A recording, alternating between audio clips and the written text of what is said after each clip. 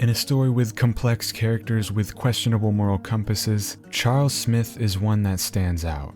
Coming from a rough background where he was basically born as public enemy number 1, he still proves himself as the most honorable character in the story. In today's video, we will be discussing the backstory of Charles Smith, and then we will discuss what happened to him after Red Dead 2. This is the story of Charles Smith. All life I've been on the run. The amount of hell we've raised, worlds and back. I wish there was another way. But here in this land, I feel very stuck.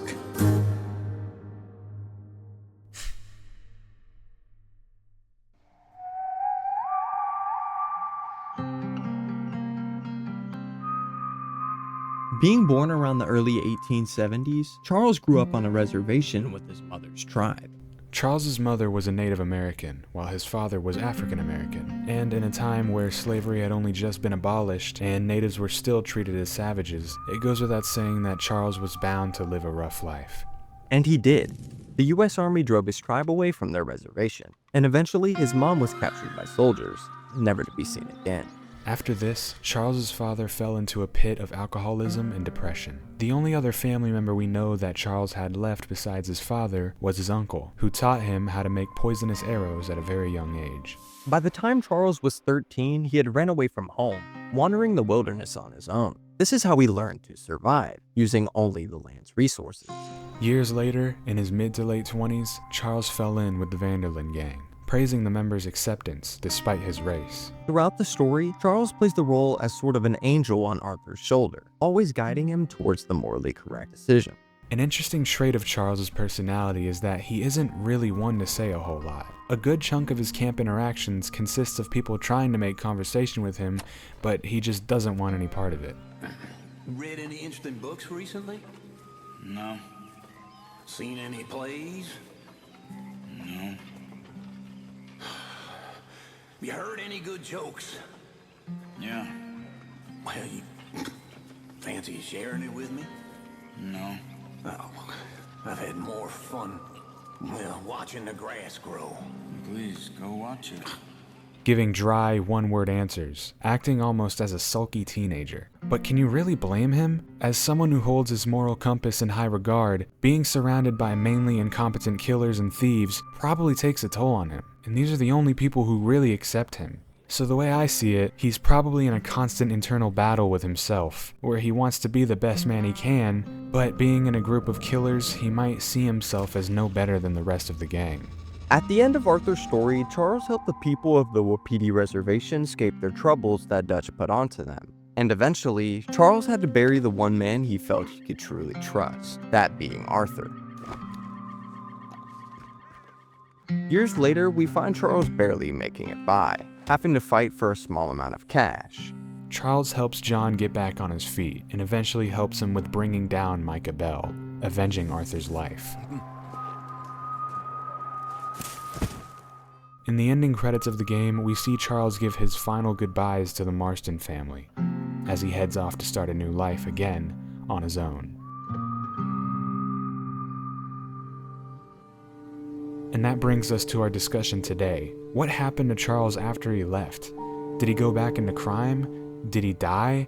Or does he go on to live a happy life? It's time we start theorizing.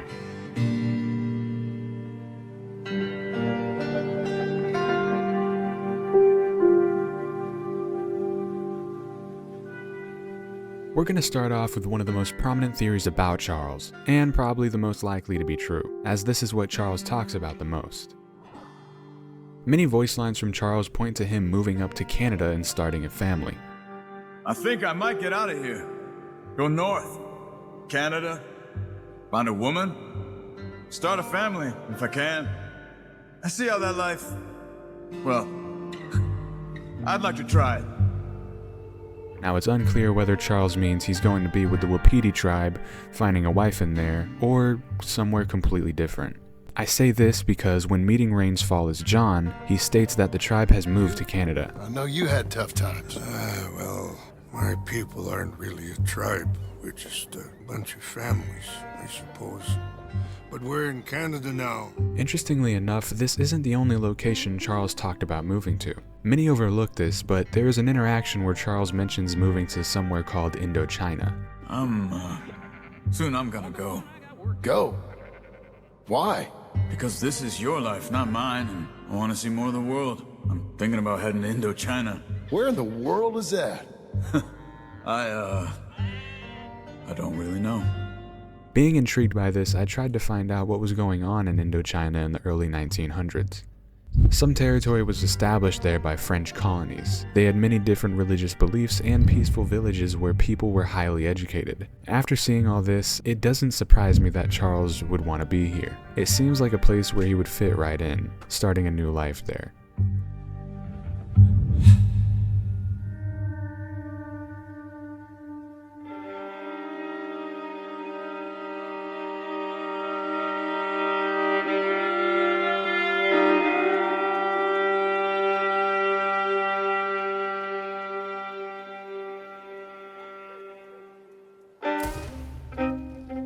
The American Indian War was a fight that went on from the 1600s all the way to the 1900s. Natives were being captured and killed and tortured, and the ones who weren't were constantly forced to move around the land. Lots of them were forced into disciplinary boarding schools to be whitewashed, for a lack of a better word. Basically forced to leave behind all the culture who makes us who we are. I mean makes them what they are.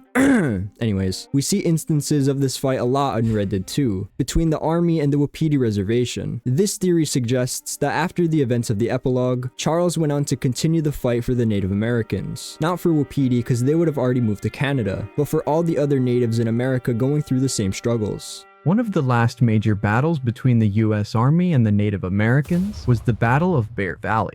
This battle took place on the border between Arizona and Mexico, which is about exactly right about where Red Dead 1 takes place. If this theory were to come true in the next Red Dead game, we could see the map extending more to the west, expanding upon what we already have, just like Red Dead 2 did.